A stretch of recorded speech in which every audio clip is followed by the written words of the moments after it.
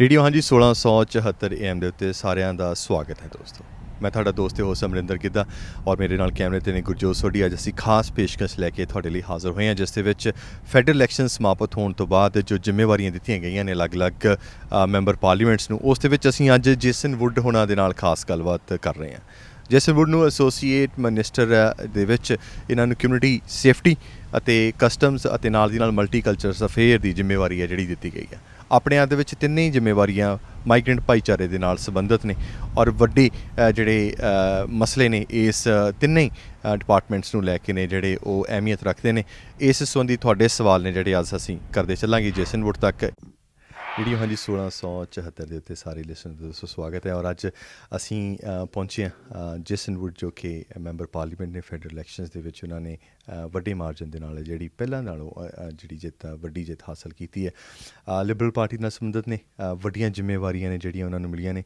So he is now associate minister of multicultural affairs, customs and community safety. All these issues are very important to the migrant in general. When you look at the custom, when you look at the community safety, and then the multicultural affairs, important portfolios. So that's why we are here to discuss, what are the priorities and other agendas related to the multicultural affairs. Welcome to the show, Jason. Thank you very much. It's great to be here again. Yeah, thank you so much. Jason, look, it's as an associate minister, three main responsibilities related to the the multicultural communities or migrants, you can say. What are the priorities?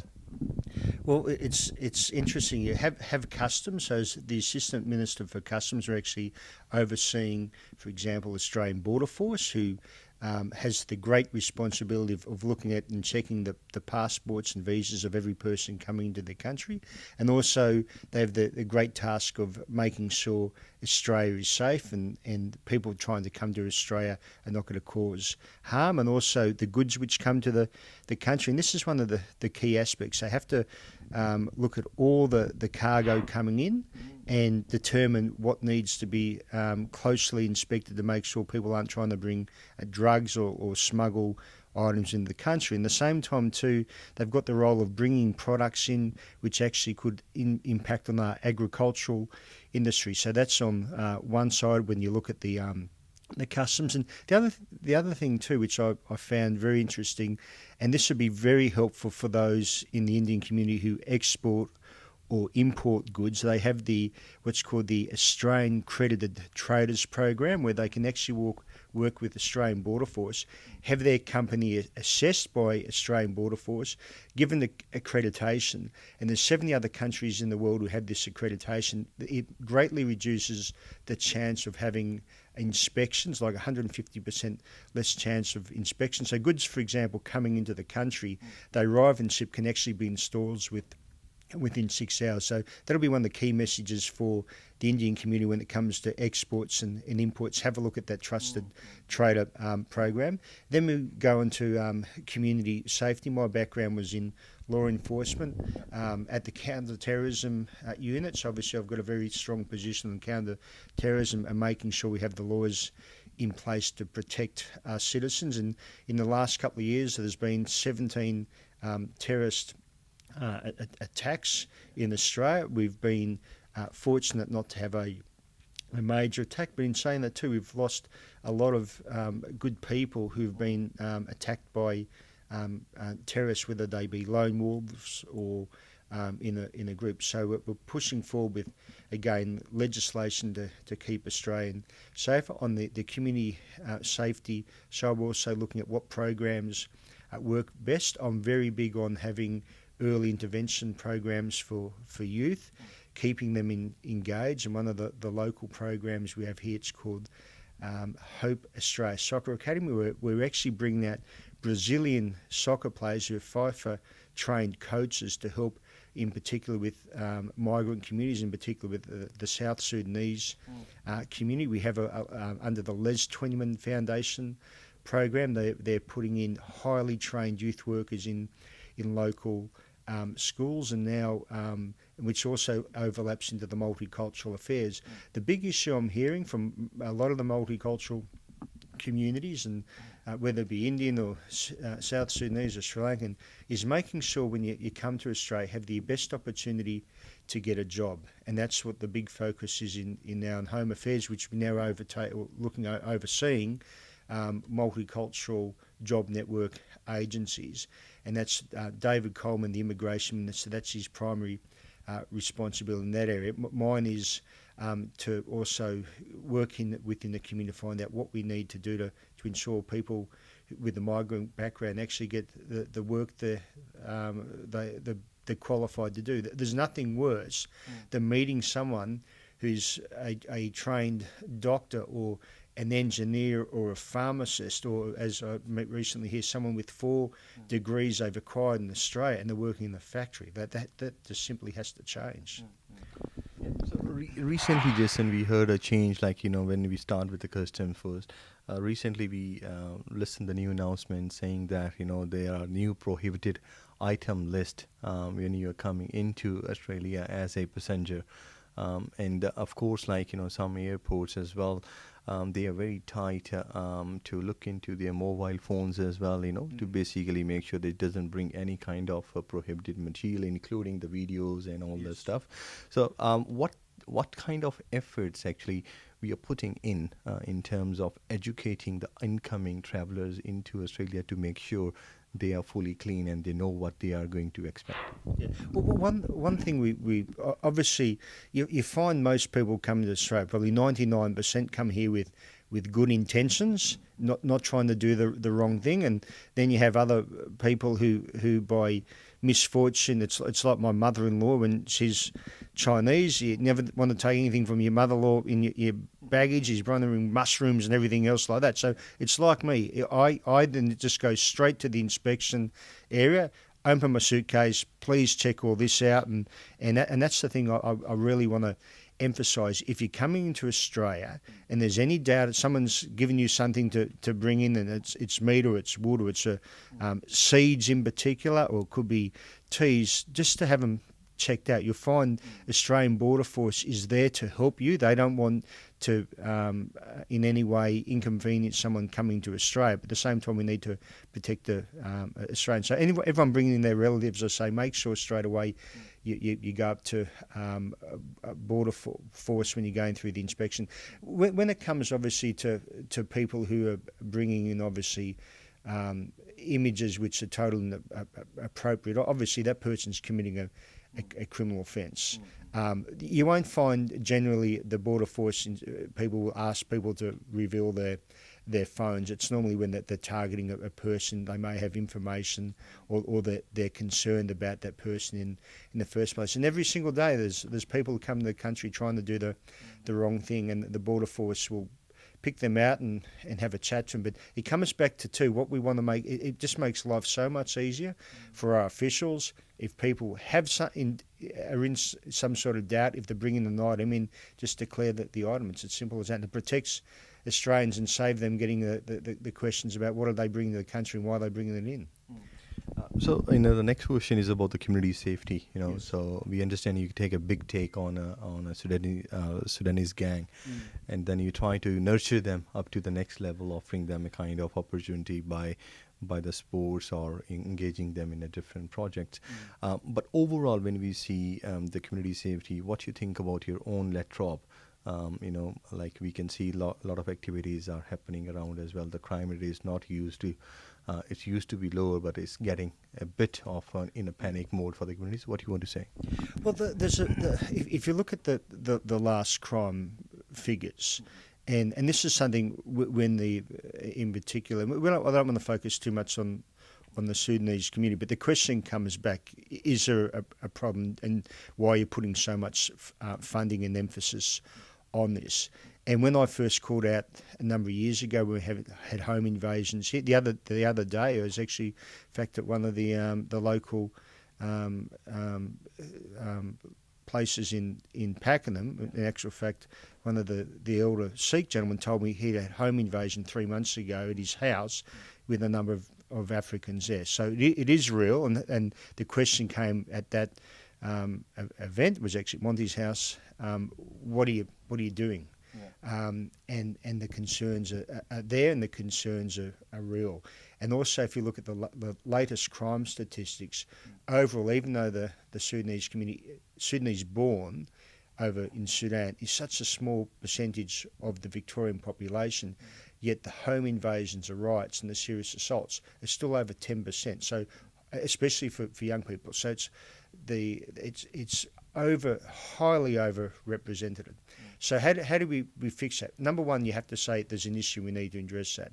And for those who think, we're not working very closely with the Sudanese community or they're against us, it's completely false. During the recent election campaign, the multicultural communities, whether it be the Indian community or the Sri Lankan, but guess what? The African community there, the South Sudanese community was out there backing me, supporting me, and people go, why would they be doing that if you're calling out the Sudanese and the gangs? And the simple reason is they've recognised, on the other hand, I've called it out, we're putting funding in for early intervention programs through soccer, through schools, nearly in Latrobe, you mentioned Latrobe, the Pakenham area, as you know too well, we've got major upgrades, nearly $4.5 million going in to upgrading the junior football, the cricket. All the Indians love cricket, the netball, even baseball. But this is happening right across the electorate. So I'm trying to put those early intervention programs in place. At the bigger level, I'm trying to build a multicultural centre. We have $350,000 committed to that. Got to work with Cardinia Council. I want that centre to be a place where the seniors can go, have a mutual place to go, where families and the bigger groups. And one thing I found about the multicultural communities, in particular Indian communities, when you have a function, you have a really big function, 400 or 500 people. We don't have the space or capacity.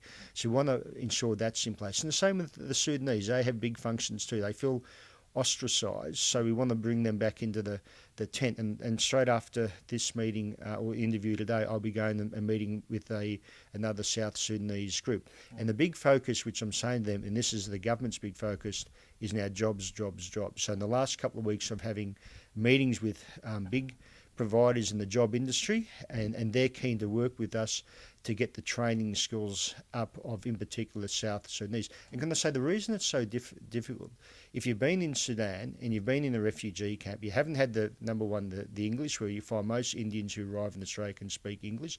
The Sudanese haven't got that ability if you've spent most of your life over there. So we're dealing with a much tough issue. So therefore, we have to put more resources into it. So when it comes to humanitarian visas and English language, we've increased the study hours from 510 in previous years to July 2018 to over 1,000 hours. So the ability to get English training is there. We just have to make sure those who have difficulty with English training actually go to those lessons and get that training, because it's all about hope. If you haven't got the English there and you can't get a job, you lose hope. So that's why the English needs to come first, then obviously the job training, and make sure the jobs are there. So now, I'll come to the we pretty much touched the custom department. We pretty much touched the community safeties, and now the multicultural affairs, which the wider communities, they are connected. What are the priorities you think you might bring on the table in Parliament for discussions, or maybe in a party-to-party meeting? So what are the priorities? Well, one thing we actually found, which was really interesting in Latrobe, and this is the big... I had an event last night, and we find, if you look at the Liberal Party's values are very close and similar to that of the Indian community and the wider Sri Lankan community and even the Sudanese community, of family values, and also that belief that we want to make sure people have and can get the best job they can get, so then they get the money to have a house. So we found locally, when I put that message out in my local community, everyone goes, oh, gee, that matches our values. Where there was this misconception, the Liberal Party's not anti-migrant at all. My strong view is, if you come to Australia and you're on a visa and you commit a home invasion, carjacking or sexual assault, well, you've forfeited your journey to become an Australian citizen. And if you speak to most Indians or Sri Lankans, they say, well, that's fair enough. We come here and we want to live here, enjoy life. In actual fact, too, the Indian community pretty much now takes up 20% out of all the countries in the world who are migrating to Australia. So it's a very strong community here. So one thing I'm doing is bringing all these various communities together, the Muslim community, the Afghani community, the Pakistan community, within the Muslim community, with our Indians, whether Gujarati or Sikh or Sri Lankans, and we're finding it's working really effectively here. And we're actually, the great thing is when I have a function last night and I have a call to arms, and the other week we went to, for example, to the Somalian Independence Day, I then said to my multicultural group, hey, I'm going out there, do you want to join me? And the great thing was we had the Sikhs come out, we had the Gujaratis come out, the Africans come out, going to this on the other side of town, and it's bringing everyone together. The other thing which we found was really exciting here in Latrobe, which I'm very keen to expand on. We put federal funding into the Sikh Games last year, $120,000. We found how much that brought the community together. The Prime Minister was the one, Prime Minister Scott Morrison, who loved the idea. I actually put it in, we're not putting money into this. The great news is now in Western Australia, they have the Sikh Games next year. The Prime Minister's again committed $300,000. Locally, with the Baba Buddha GI Gurdwara in Pakenham, they're going to have their George Miller Games in the September over the grand final weekend, so you can have Melbourne to be the sporting capital of the world again that weekend, including here locally in Pakenham. But realising how that brings all the community together. So those festivals, too, we're keen to get involved in putting funding into those. But the other one is, and again I go and look at having and recognise the importance of someone who's migrated to Australia and making sure their children have the ability to learn and understand the language of the place of origin the parents were born. Because quite often, and I hear this all the time, you meet a family and obviously the parents are born overseas and you say, oh, can they speak the Punjabi language? Oh, no, at home we only speak English because we want them to learn English. And then the child, once they get to 13 or 14, they've lost that. So locally we put funding into the officer temple and also the Pakenham temple to have beside them the ability to teach the Punjabi language, and we've done the same with the Sri Lankan Gurdwara down there too. And these are the sort of programs when I've gone back to, when I speak to my colleagues, Immigration Minister, the Prime Minister, we think these programs can actually be expanded across the country. My wife was born in Hong Kong. My little one, Jasmine, is 5. She can speak Cantonese, and she's actually out there today at a location learning Mandarin. So I recognise it's really important. And now the government's recognising it's really important too. And the other nice thing about it too, we've also got funding going to what's called community hubs. And community hubs is one of the key points of that is if mum's at home and finds it very hard to basically get involved in the wider community, you normally find they may stay with their networking in group. To change that, what we're trying to do is put funding into what's called community hubs, so you have like the English being taught at a school.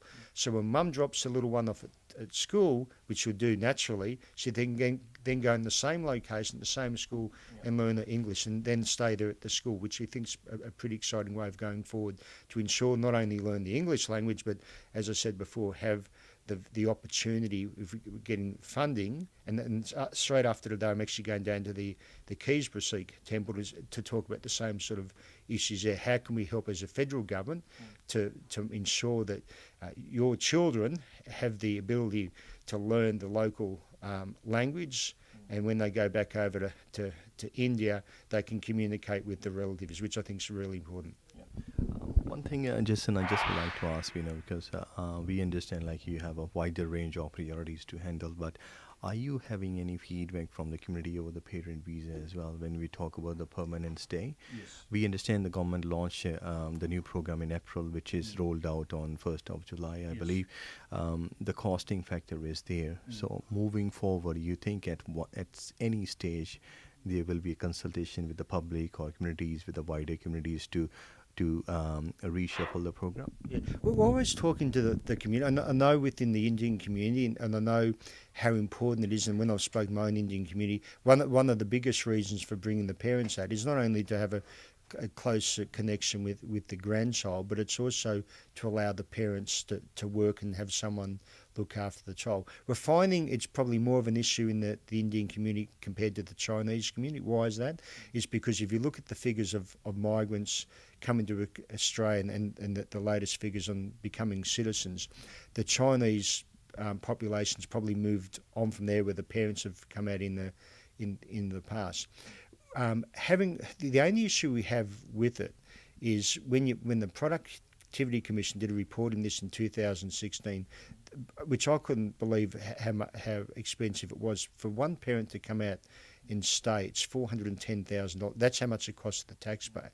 So the government took the view of opening up 13,000 spots to come here for 5 years. You pay $10,000, and I understand $10,000 is a lot of money. I think for 2 or 3 years it was roughly was $5,000. So, but that was limited to two people. Potentially, I'm talking the minutes that may change, but it's difficult to. And when I went to the various community groups, when I said, you know what, it's $410,000, and say those figures are even $50,000, and we're saying to someone to contribute $10,000. The burden is actually on the taxpayer, and it can be on all the Indians or Sri Lankans or those who've lived here many years and the parents have already been here or the parents are not coming. Someone has to pick up the bill. And the problem is when we look at Latrobe, I have everyone telling me, which is right, the streets are congested, the hospitals are congested, and the big issue we're going to face in the future, and as my mum sadly had a fall this week, had to go into hospital. She couldn't find a bed to stay overnight. They had to take her home. And this is the issue. If we haven't got the resources in place to look after parents when they come in, and every parent will end up in sadly hospital one time with some element, they need medication, and this is again the big issue. Why is it so expensive? Australia has the best pharmaceutical benefit scheme in the world. So if a parent needs prescription tablets, which maybe in other countries could be thousands of dollars, here the taxpayer has reduced that to maybe $6 or $7. They're the issues we're grappling with. So we always have discussions within government to see how it's working. But we also think it's fair if you want to bring your parents out here, and it's going to cost the wider community around you a lot to bring them out. Well, you have to dip in your own pocket a bit too. And that's what's precisely happening. I'll just refer back to you mentioned one reference, Productivity Commission. In the Productivity Commission report, I read it and they mention very clearly to the government on that time, they do not recommend the price-based proposal. So which is a big call to government to basically saying, or maybe the overcoming from that particular recommendation with the commission is saying it will be very hard for the community to accept that price-based proposal, and they mention there are some acceptability issues may arise. So you think like you can reconsider those facts? Well, number one, when it comes to the actual immigration visas, that's not my area of responsibility. However, in saying that too, my local community has raised concerns about this. I've actually personally spoken to the Prime Minister Scott Morrison about it, and we'll do in the future.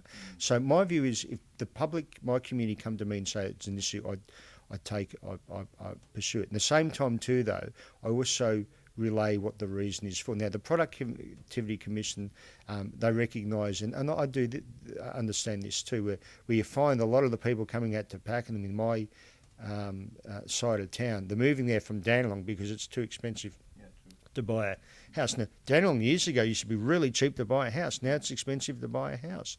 So the family's obviously working really hard.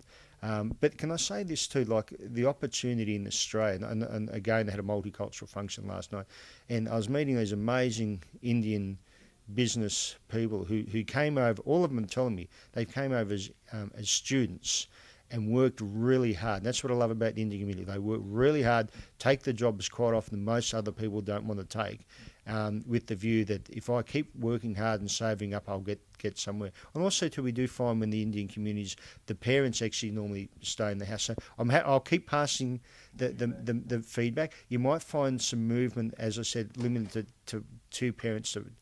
It may move to four parents, but I'll pass the feedback on. But I'm not saying we just went through an election campaign. Everyone knew our policy, so it's quite unusual to straight away go to an election and then change a policy after winning it based on. But we may see the changes in the coming time for both temporary and permanent. I'm not gonna put out hope there. But the thing is, my goal here is locally though, is to make sure the families here are spending less time driving around in the electorate, also making sure we get smarter jobs. So the problem is, I think we find at the moment, as I said before, you have very smart people from, say, the Indian community, and they're not doing the job which they have the skills to do. So if we can improve the calibre of the employment and improve their wages, then the $10,000 or $5,000, well, it's not a big hit that if you're working in the factory or doing some sort of work. So locally too, we're going to have the Monash Stage 2, which is a $500 million commitment I made through the government in March 2016. That's an extra lane on the Monash Freeway from Clyde Road to Cardinia Road, so we have so many Indian community or people living out here. Also, you're going to see the completion or the starting of Beaconsfield Interchange and the extension of O'Shea's Road from Clyde Road to Beaconsfield Interchange. And people say, well, why is that important? The simple reason is once those roads are connected, Meta-City starts underneath that, which is going to be 10,000 innovation advanced manufacturing job, which it's going to be a smart city here in Beaconsfield. So once we get that smart city, well, guess what? You're not going to find people travelling from Sydney to work in that area. It's going to be local people, and you normally find when it comes to those IT jobs, the ones who you always find are in there first will be the Indians, and that'll be the way of increase the wages locally. Last question, Jason.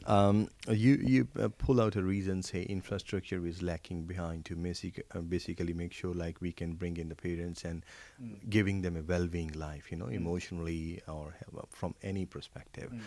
So you think like when we will pull up our socks and we match the demand, on that time government can reconsider to basically letting the family reunited? Well, you make a really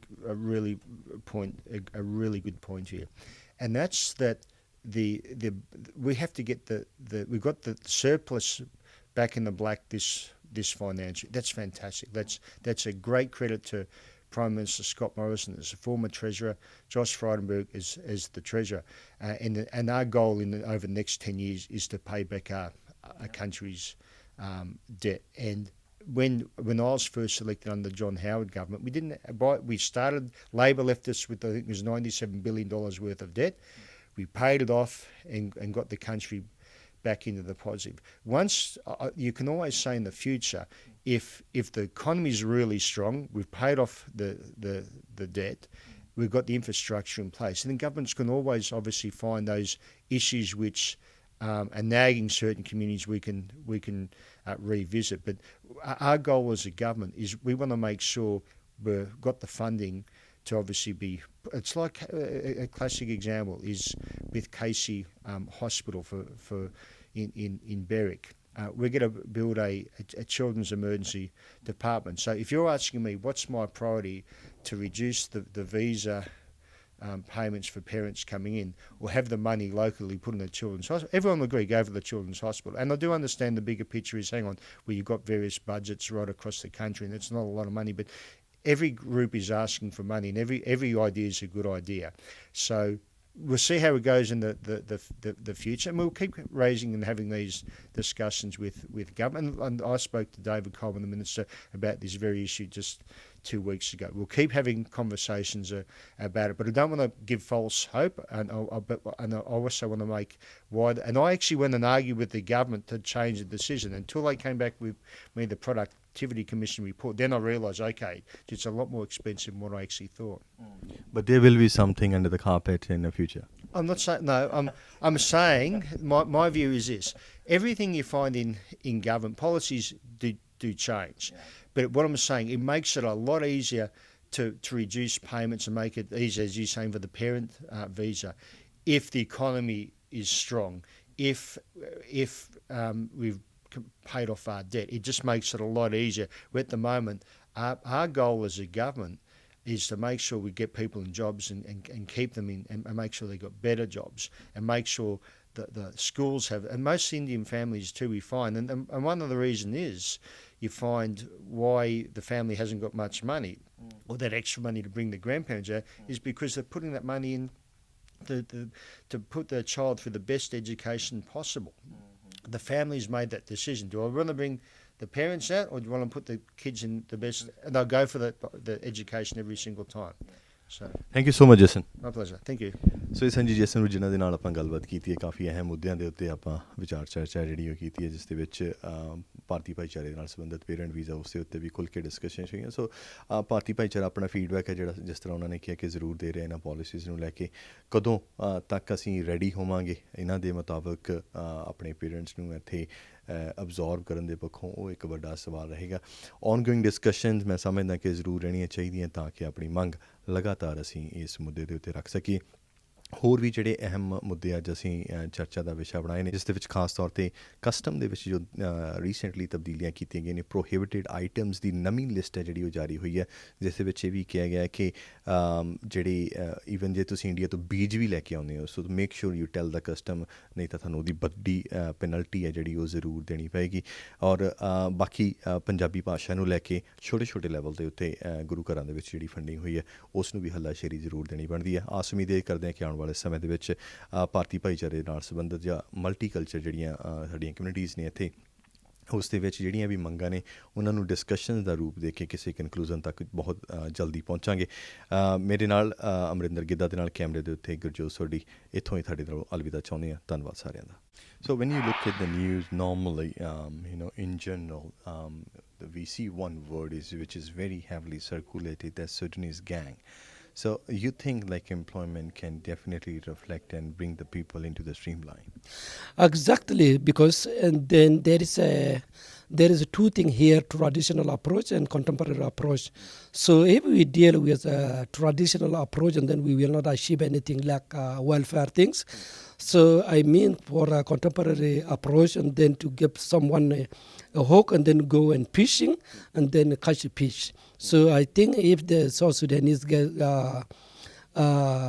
get a job, and then there will be no more gangs. Thank you so much Henry. So ਇੱਥੇ ਨਾਲ ਆਪਣੇ ਭਾਈਚਾਰੇ ਦੇ ਨਾਲ ਵੀ ਸੰਬੰਧਿਤ ਨੇ ਜਿਹੜੇ ਆਏ ਨੇ। ਮੈਨੂੰ ਇੱਦਾਂ ਲੱਗਣ ਲੱਗਿਆ ਵੀ ਮੈਂ ਇੰਡੀਆ ਦੇ ਮੈਂਬਰ ਪਾਰਲੀਮੈਂਟ ਦੇ ਆਫਿਸ 'ਚ ਖੜਾ। ਸਰਦਾ ਜਿਹੜੀਆਂ ਦਸਤਾਰਾਂ ਨੇ ਸਜੀਆਂ ਹੋਈਆਂ ਨੇ। ਸੋ ਮੌਂਟੀ ਸਾਡੇ ਨਾਲ ਨੇ, ਇਹਨਾਂ ਨੇ ਵੀ ਕਾਫੀ ਅੱਗੇ ਹੋ ਕੇ ਜਿਹੜੀ ਜੇਸਨ ਵੁੱਡ ਦੀ ਹੈਲਪ ਕੀਤੀ ਆ ਇਸ ਪੂਰੇ ਇਲੈਕਸ਼ਨ ਕੈਂਪੇਨ ਦੇ ਵਿੱਚ। ਭਾਜੀ ਕੀ ਲੱਗਦਾ ਭਾਰਤੀ ਭਾਈਚਾਰੇ ਦੇ ਨਾਲ ਸੰਬੰਧਿਤ ਕਿਹੜੇ ਇਹੋ ਜਿਹੇ ਮੁੱਦੇ ਤੁਹਾਨੂੰ ਲੱਗਦਾ ਕਿ ਸੋਰਟ ਆਊਟ ਹੋ ਚੁੱਕੇ ਨੇ ਜਾਂ ਬਾਕੀ ਨੇ? ਵਾਹਿਗੁਰੂ ਜੀ ਖਾਲਸਾ, ਵਾਹਿਗੁਰੂ ਫਤਿਹ ਜੀ। ਸਾਰਿਆਂ ਨੂੰ ਜੀ ਆਇਆਂ ਨੂੰ ਕਹਿੰਦਾ ਜਿੰਨੇ ਸਰੋਤੇ ਤੁਹਾਡੇ ਨਾਲ ਜੁੜੇ ਹੋਏ ਆ। ਭਾਅ ਜੀ ਅਸੀਂ ਜਦੋਂ ਜੇਸਨ ਨਾਲ ਜੁੜੇ ਸੀ ਡਿਊਰਿੰਗ ਇਲੈਕਸ਼ਨ ਟਾਈਮ, ਹੈ ਨਾ, ਉਦੋਂ ਸਾਨੂੰ ਜਿਹੜੀ ਸਭ ਤੋਂ ਵਧੀਆ ਗੱਲ ਲੱਗੀ, ਜੇਸਨ ਅਪਰੋਚੇਬਲ ਸੀ। ਜੋ ਆਪਣੀ ਕਮਿਊਨਿਟੀ ਦੇ ਮੈਟਰਸ ਹੈਗੇ ਆ, ਜਿਵੇਂ language is a big matter, ਹੈ ਨਾ, ਜਿਵੇਂ ਪੇਰੈਂਟਸ ਦੇ ਕਮ ਹੇਅਰ ਐਂਡ ਬੱਚੇ ਇੱਥੇ ਆਲਰੇਡੀ ਹੁੰਦੇ ਆ, ਉਹਨਾਂ ਨੂੰ ਪੰਜਾਬੀ ਸਿੱਖਣੀ, ਮਾਂ ਬੋਲੀ ਆਉਣੀ ਸਭ ਤੋਂ ਵੱਡੀ ਜ਼ਰੂਰੀ ਚੀਜ਼ ਹੈ। ਜੇਸਨ ਨਾਲ ਜਦੋਂ ਅਸੀਂ ਗੱਲ ਕੀਤੀ ਇਮੀਡੀਏਟਲੀ ਉਹ ਬੜਾ confident and he was with us, okay let's do it, let's roll out, and that's what he mention ਕਿ ਇਹ ਪੂਰੇ ਕੰਟਰੀ 'ਚ ਹੁਣ ਰੋਲ ਕਰਨ ਲੱਗੇ। ਸੈਕਿੰਡ ਮਸਲਾ ਸੀਗਾ ਸਾਡਾ ਪੇਰੈਂਟ ਵੀਜ਼ੇ ਦਾ, ਜਿਵੇਂ ਆਪਣੀ ਵੀ ਕਾਫੀ ਵਾਰੀ ਡਿਸਕਸ਼ਨ ਹੋਈ ਹੈ ਨਾ। ਉਹਦੇ ਵਿੱਚ ਅਸੀਂ ਜਦੋਂ ਇਹ ਇਸ਼ੂ ਚੁੱਕਿਆ ਜੇਸਨ ਨਾਲ, ਤਾਂ ਜੇਸਨ ਨੇ ਸਟ੍ਰੇਟ ਵੇ ਪ੍ਰਾਈਮ ਮਿਨਿਸਟਰ ਨਾਲ ਗੱਲ ਕੀਤੀ ਇਹਦੇ ਬਾਰੇ ਕਿ what can we do about parent visa, ਕਿ $10,000 ਕਾਫੀ ਵੱਡੀ ਰਕਮ ਹੈ, ਇਹਦਾ ਆਪਾਂ ਕਿਵੇਂ ਚੇਂਜ ਕਰ ਸਕਦੇ ਹਾਂ, ਕਿਵੇਂ ਹੋਰ ਈਜ਼ੀ ਕਰ ਸਕਦੇ ਹਾਂ ਕਿ ਪੇਰੈਂਟਸ ਇੱਥੇ ਆ ਸਕਣ। ਤਾਂ ਉਦੋਂ ਪ੍ਰੋਡਕਟੀਵਿਟੀ ਕਮਿਸ਼ਨ ਰਿਪੋਰਟ ਦੀ ਚੀਜ਼ ਸਾਹਮਣੇ ਆਈ ਸਾਡੇ। ਉਹਦਾ ਹੱਲ ਜਿਵੇਂ ਸਾਨੂੰ ਇਹ ਨਹੀਂ ਜੇਸਨ ਨੇ ਕਿਹਾ ਕਿ okay it can not be done, ਤਾਂ ਹੀ ਟੋਲਡ ਅਸ ਕਿ we have to show government and all the ratepayers that it's worth to bring parents. So to do that, we have to work behind the scenes to do a report where we can show the dollar value against each parent, that they are not some sort of